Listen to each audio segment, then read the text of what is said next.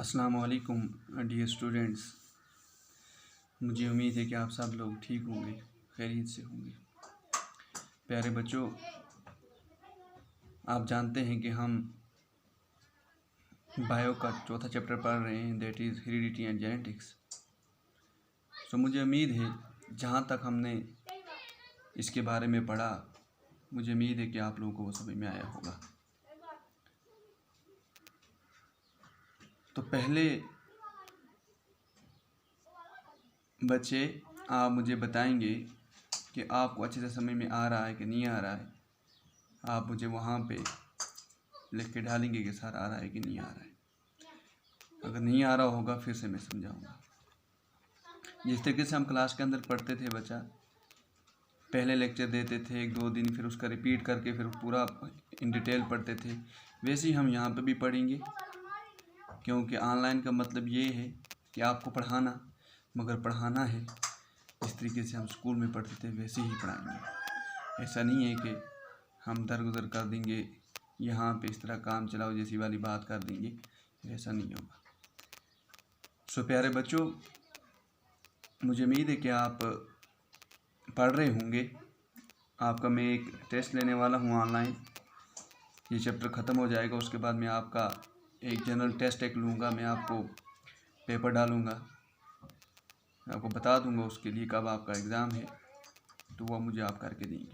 क्योंकि बच्चा पढ़ने का फ़ायदा यही है कि मैं आपको पढ़ा रहा हूँ इस वक्त, तो आप कुछ याद करेंगे घर में, उसको पढ़ेंगे, फिर जब एग्ज़ाम देंगे तो बच्चे का पता चलेगा कि बच्चा कितना पढ़ रहा है और किस तरीके से उसकी तैयारी चल रही है।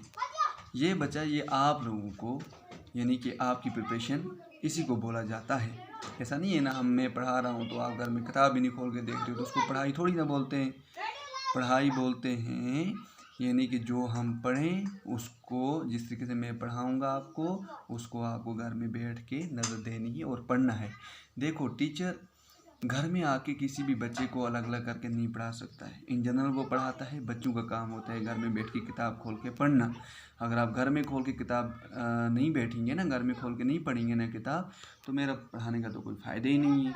मैं इतना भी नहीं हो सकता हूँ कि मैं आपके माइंड में जाके खुद भर दूँ। वो तो आप लोगों को खुद करना है।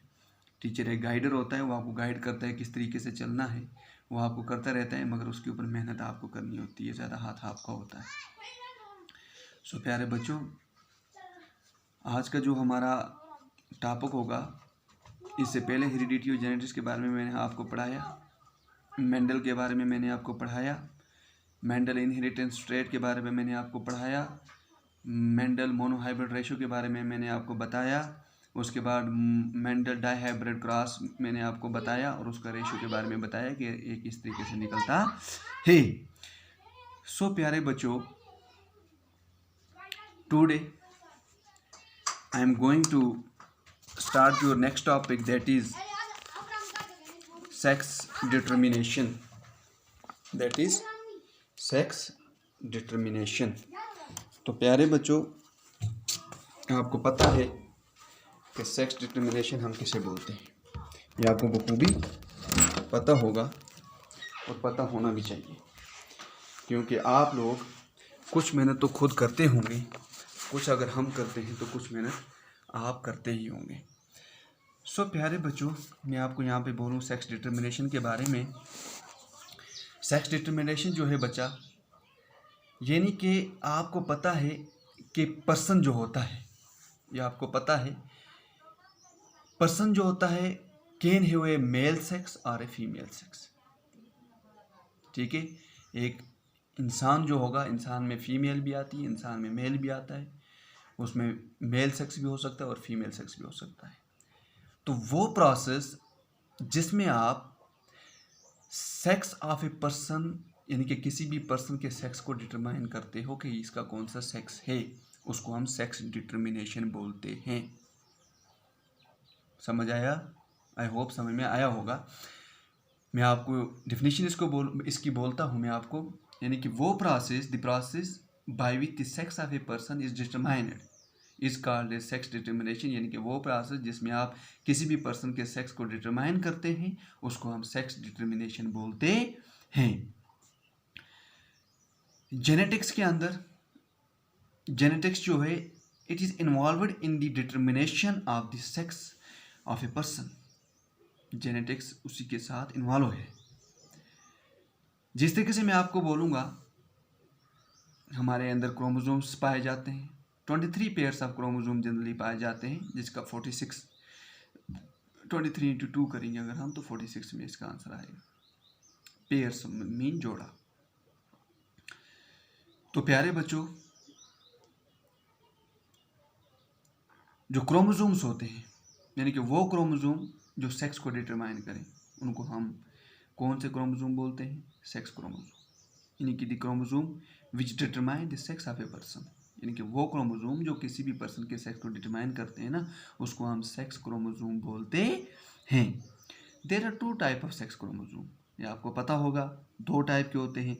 मैंने आपको पिछले वाले चैप्टर में थोड़ा सा इसका बताया था, X chromosome and Y chromosome. 2 type के जनरल होते हैं। मेल जो होता है ना, मेल बच्चे, जो मेल होता है उसके अंदर एक एक्स क्रोमोसोम पाया जाता है और एक वाई क्रोमोसोम पाया जाता है। इसका मतलब क्या है? एक्स क्रोमोसोम और वाई क्रोमोसोम एक एक पाए जाते हैं, इसका मतलब क्या है?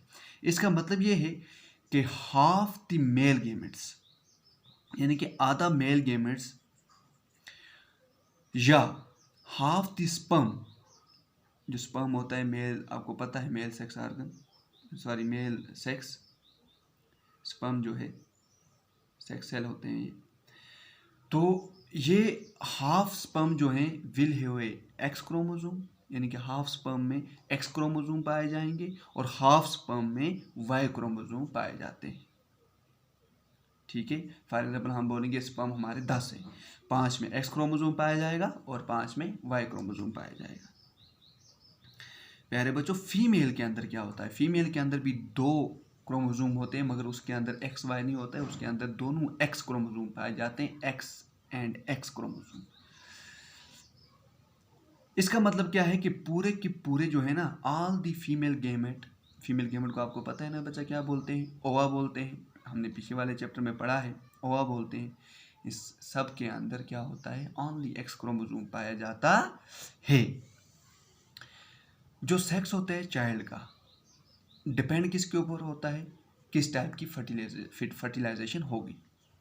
यानी कि फॉर एग्जाम्पल इस वक्त मैंने शादी की हुई है, मेरी जो मिसेज़ हैं, ठीक है ना, जब हमारी शादी हो गई, अब हमारा बच्चा होगा, ठीक है ना, अब उसके अंदर वो कौन सा सेक्स हो सकता है? मेल लड़की पैदा हो सकती है या लड़का पैदा हो सकता है, वो कैसे?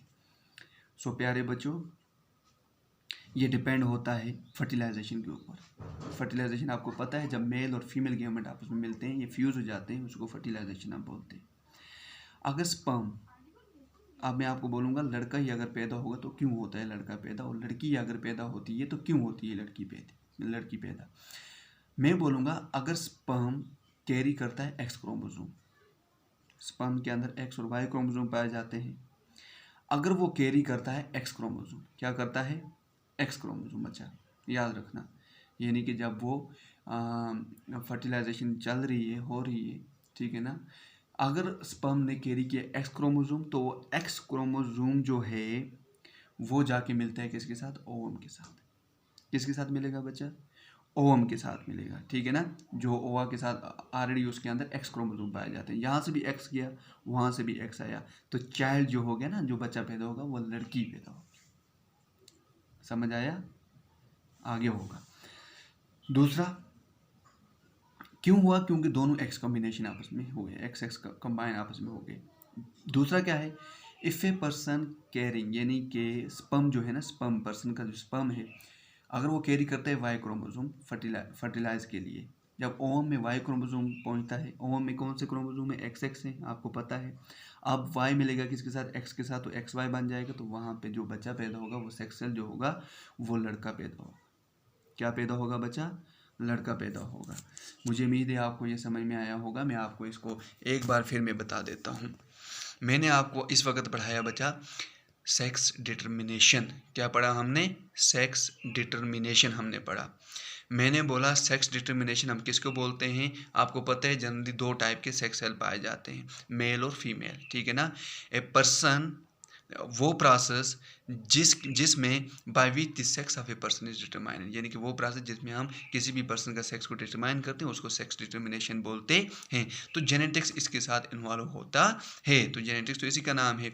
अब जेनेटिक्स के साथ इन्वॉल्व है तो आपको पता है, मैंने आपको क्रोमोसोम के बारे में बोला था, यानी कि क्रोमोसोम जो है, chromosomes which determine the sex of a person is called a sex chromosome, यानी कि वो क्रोमोसोम जो किसी भी पर्सन के सेक्स को डिटरमाइन करें, या लड़का है या लड़की है या मेल है या फीमेल है, उसको हम बोलते हैं बच्चा सेक्स क्रोमोसोम्स। जनरली दो टाइप के सेक्स क्रोमोसोम होते हैं, एक हो गया एक्स क्रोमोसोम, दूसरा होता है वाई क्रोमोसोम। कोई पूछेगा कितने पेयर ऑफ क्रोमोसोम पाए जाते हैं, बच्चा बोलना 23 पेयर ऑफ पाए जाते हैं, उसका डबल 46 हो जाता है। ये याद रखना, ये ऑब्जेक्टिव में भी ये क्वेश्चन पूछा जाता रहता है, इसके ऊपर खास ख्याल रखना। उसके बाद मैंने आपको बोला मेल के अंदर जो क्रोमोसोम्स होते हैं वो एक एक्स क्रोमोसोम होता है और एक वाई क्रोमोसोम होता है। फीमेल के अंदर दोनों एक्स क्रोमोसोम होते हैं। अब जब लड़का या लड़की पैदा होती है वह क्यों होती है, अगर स्पर्म जो है वो एक्स क्रोमोसोम को लेके जा रहा है, अब फीमेल का जो क्रोमोसोम है वो एक्स ही है, एक्स एक्स के साथ मिलेगा तो लड़की पैदा होगी, ये याद रखना।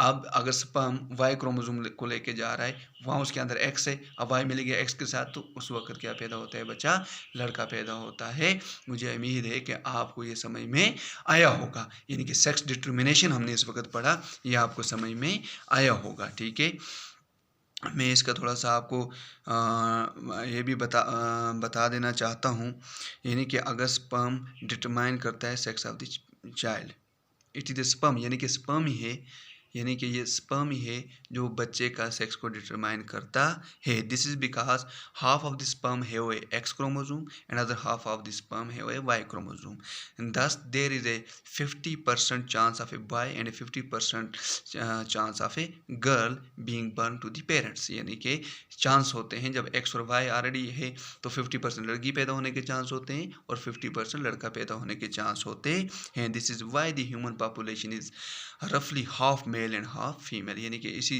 तभी ये होता है कि जो रफली हम देखें आधी फीमेल्स होती हैं और आधे मेल्स होते हैं। मुझे उम्मीद है कि आपको बच्चा ये टॉपिक समझ में आया होगा।